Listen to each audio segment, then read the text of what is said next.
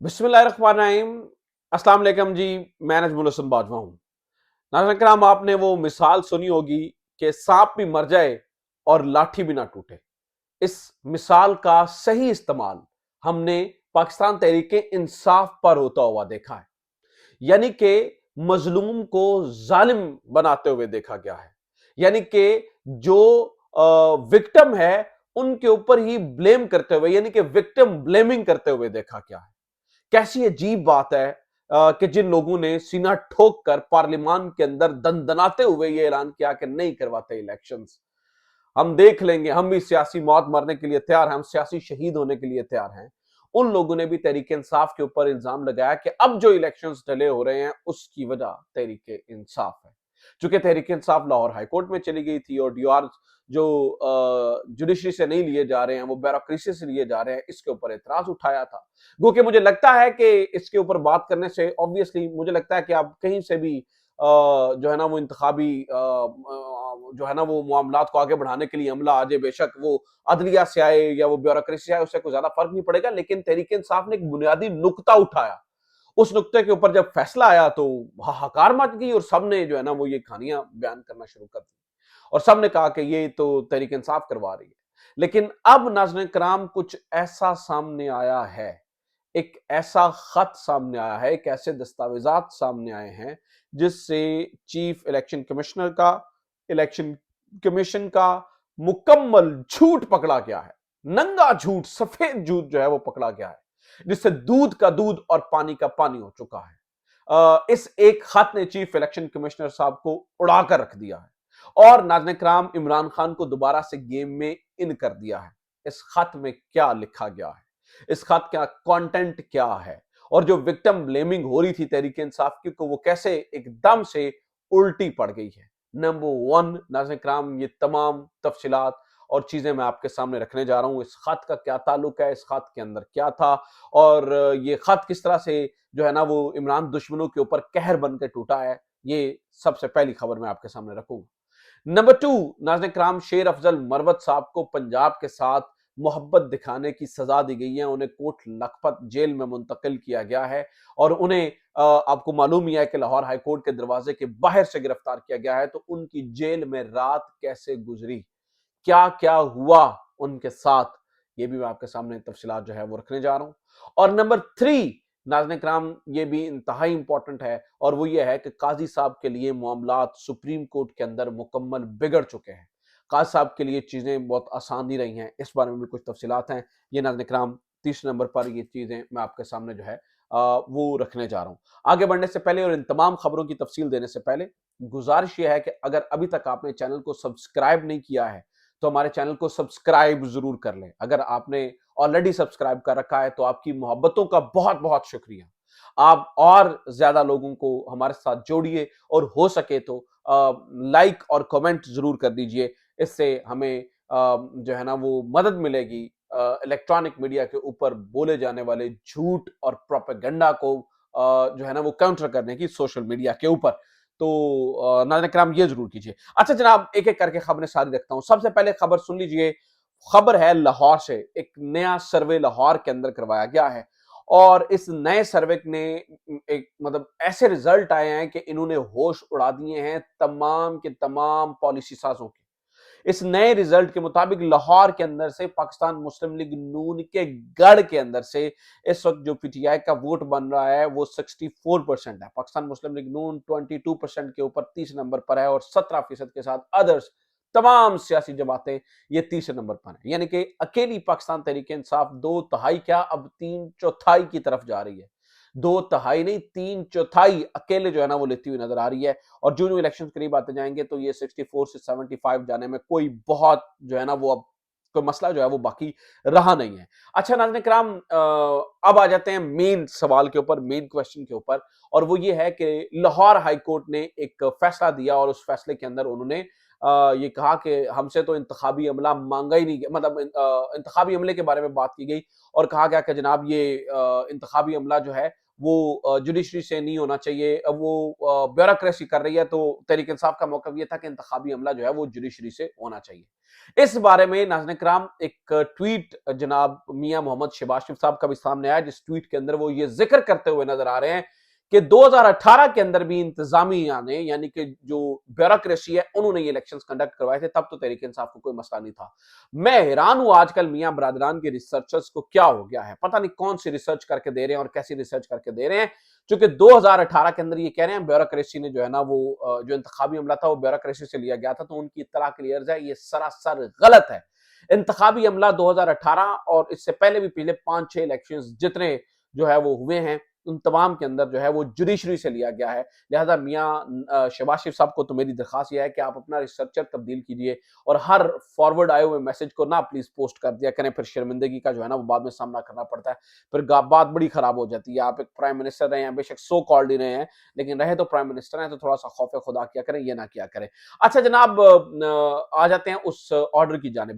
پہلی تو بات یہ ہے کہ آرڈر کل سے پہلے پورا پڑھا ہی نہیں گیا، وہ جو اس آرڈر میں لکھا ہے، اس آرڈر کے اندر جو لائنیں ہیں وہ بہت ڈینجرس ہیں۔ اس میں یہ کہا گیا ہے کہ بادی نظر میں یہ درست معلوم ہوتا ہے کہ ایک خاص پارٹی کو لیول پلینگ فیلڈ حاصل نہیں ہے، پی ٹی آئی کے بارے میں بات ہو رہی ہے، اور خاص طور پہ تب جب ان کی جو مین لیڈرشپ ہے یا روپوش ہو یا جیلوں کے اندر ہو، تو پھر مکمل، اور پھر عدالت کا کنسرن یہ ہے کہ اتنے اربوں روپے لگنے ہیں، اور اگر وہ شفاف الیکشن ہی نہیں ہوتے اور ان کے اوپر سوال اٹھ جاتے ہیں، تو پھر ایسے الیکشنز کو مانے گا کون؟ یہ نہ ہو عدالت یہ کہہ رہی ہے کہ اربوں روپے دوبارہ لگانے پڑیں اور دوبارہ سے ایک نیا الیکشن جو ہے وہ کنڈکٹ کرنا پڑے، تو لہٰذا اسی وقت جو ہے نا وہ لاہور ہائی کورٹ کہہ رہی ہے کہ آپ تھوڑا خیال کیجئے۔ اس کے علاوہ ناظرین کرام، انہوں نے اس فیصلے کو اس طرح سے تو نہیں کہا کہ معطل تو نہیں کیا کہ بھائی جان اب جو ہے نا وہ جوڈیشری سے ممبران جائیں گے، لیکن انہوں نے ایک لارجر بینچ بنا دیا ہے۔ اب یہاں پر الیکشن کمیشن کا اور باقی سب کا موقف یہ ہے کہ جناب دیکھیے، ہم نے تو خط لکھے تھے لیکن انہوں نے ہماری بات ہی نہیں سنی، ابھی ہمیں جو ہے نا وہ مجبوری میں ادھر جو ہے وہ جانا پڑ رہا ہے۔ اب اس کی کہانی سن لیجئے ناظرین کرام۔ آج ایک رجسٹرار کی جانب سے ایک دستاویزات سامنے آتا ہے، اس دستاویز میں پتہ چلتا ہے کہ الیکشن کمیشن نے تو سراسر جھوٹ بولا، ایسی کوئی بات ہی نہیں ہے۔ مثال دیتا ہوں میں آپ کو، یہ جو تاریخیں میرے سامنے پڑی ہیں ناظرین کرام، ان تاریخوں کے مطابق 31 جولائی کو ایک خط لکھا گیا الیکشن کمیشن کی جانب سے چیف جسٹس کو، اور اس میں کہا گیا کہ ہمیں نفری چاہیے۔ اس کے اندر رجسٹرار نے یہ بتایا کہ انہوں نے کہا کہ جناب آپ ٹھیک ہے، مطلب اس خط میں جو ایگزیکٹ لکھا گیا وہ یہ تھا، اس کا طریقہ کار یہ ہے کہ آپ پہلے الیکشن شیڈیول کا اعلان کریں، اور الیکشن شیڈیول کا اعلان کر کے آپ ہمیں فریش ریکویسٹ کریں، پھر اس معاملے کو دیکھتے ہیں۔ الیکشن کمیشن پہلے اس لیٹر کو لے کے بیٹھا رہا اور میڈیا میں یہ دہائی دیتا رہا کہ جناب دیکھیں کورٹ نے تو ہمیں منع کر دیا ہے انتخابی عملہ دینے سے، وہ تو ہمیں جو ہے نا وہ عملہ دے ہی نہیں رہے ہیں، تو لہٰذا اس کے اوپر پوری عمارت بننا شروع ہوئی۔ اس کے بعد بیوروکریسی سے لوگ لیے گئے، اور پھر بھی ناظرین کرام آپ دیکھیے چالاکی، دیکھیے کہ پھر بھی انتخابی شیڈیول نہیں دیا گیا۔ اب تو بہت معاملہ جو ہے نا وہ اینڈ پر آ چکا ہے۔ اب لاہور ہائی کورٹ نے یہ فیصلہ دیا تو ساتھ ہی الیکشن کمیشن نے چالاکی کرتے ہوئے ایک اور کام کیا کہ جو ان کے پاس ٹریننگ کر رہے تھے لوگ، یعنی کہ جو ایگزیکٹوز تھے جو ٹریننگ کر رہے تھے، ان کی ٹریننگ اچانک روک دی گئی اور کہا گیا کہ لاہور ہائی کورٹ کے حکم پر جو ہے نا وہ یہ کیا جا رہا ہے۔ حالانکہ لاہور ہائی کورٹ نے کہیں بھی نہیں کہا کہ آپ سارے کام ہی روک کے بیٹھ جائیں یا ہاتھ میں ہاتھ دھرے رکھ کے بیٹھ جائیں، انہوں نے تو ایک فیصلہ جو ہے وہ اس کو کہا کہ یار اس کو جو ہے نا وہ آپ دھیان سے کیجئے، اس کے اندر کوئی غیر قانونی چیز جو ہے نا وہ نہیں ہونی چاہیے۔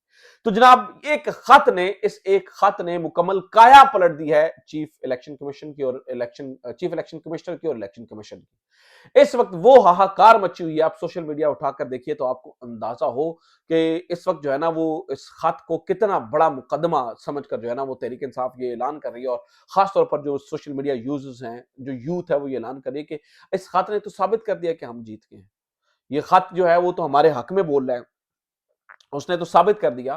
تو اس کا مطلب یہ ہے کہ پھر کوئی نہ کوئی تو جھوٹ بول رہا ہے، اور سراسر بول رہا ہے، اور دھڑلے سے بول رہا ہے، اور جو ہے نا وہ کوئی اس کو شرم اور حیا نہیں ہے۔ اچھا ناظرین کرام، آپ یہ دیکھیے کہ یہ کہتے ہیں کہ کیا فرق پڑتا ہے الیکشن جو ہے نا اگر انتظامیہ عملہ کرواتا ہے، میں بتاتا ہوں اس سے کیا فرق پڑتا ہے۔ سب سے پہلی بات تو یہ ہے کہ یہ وہی انتظامیہ ہے یا وہی افسران ہے جو آپ نے جو ہے نا وہ ان کو تعینات کیا تھا، نمبر 1۔ اس کا مطلب ہے ان کی ایلیجنس اور ان کی وفاداریاں ابھی بھی آپ کے ساتھ ہیں، نمبر 1۔ نمبر 2، ناظرین کرام، یہ وہی لوگ ہیں جنہوں نے تحریک انصاف کا جینا حرام کیا ہوا ہے۔ مثال لیجئے، اس وقت جو ہے وہ گھروں گھروں میں ریڈ کن کے کہنے کے اوپر ہوتی ہے؟ اور اس وقت اسی انتظامیہ نے 9 مئی کے بعد اب تک 2500 ایم پی او آرڈرز جو ہے وہ جاری کیے ہیں. اسی انتظامیہ کو اگر آپ پکڑ کر جج کے اختیارات دے کر تحریک انصاف کے اوپر بٹھا دیتے ہیں تو آپ ان سے کیا ایکسپیکٹ کرتے ہیں کہ وہ اور کیا کہیں. تو یہ ناظرین کرام کہانی ہے.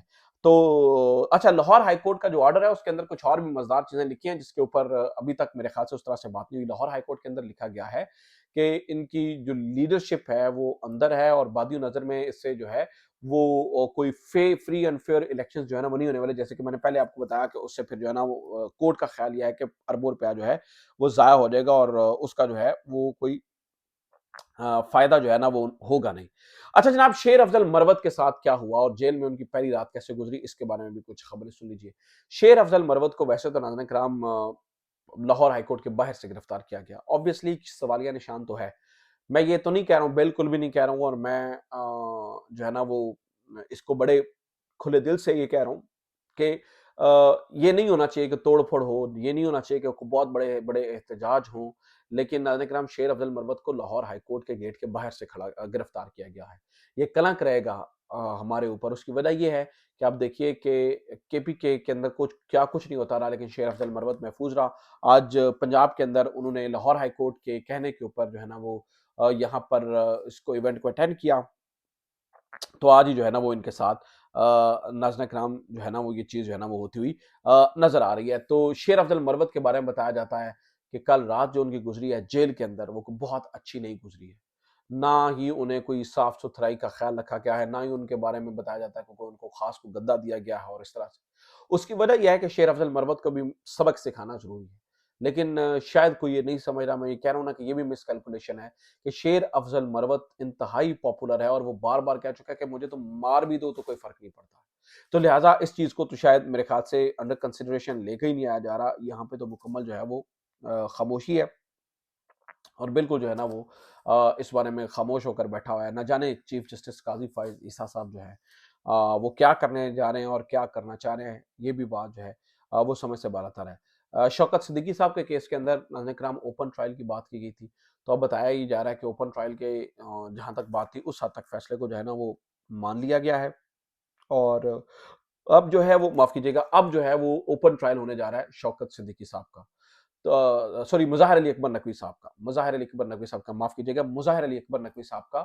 انہوں نے اوپن ٹرائل کی جو ہے نا وہ درخواست کی تھی اور اب اوپن ٹرائل ہو رہا ہے. لیکن میں حیران ہوں کہ جسٹس قاضی فائز عیسیٰ صاحب جنہوں نے جو بذات خود اس سارے فیز سے گزرے ہیں وہ اس معاملے کے اندر کیوں اتنا جو ہے نا وہ ٹھنڈا رسپانس دے رہے ہیں اور کیوں ایسا لگ رہا ہے جس سے جوڈیشل کونسل جو ہے وہ کوئی اچھا برتاؤ نہیں کر رہی ہے مظاہر علی اکبر نقوی کے ساتھ.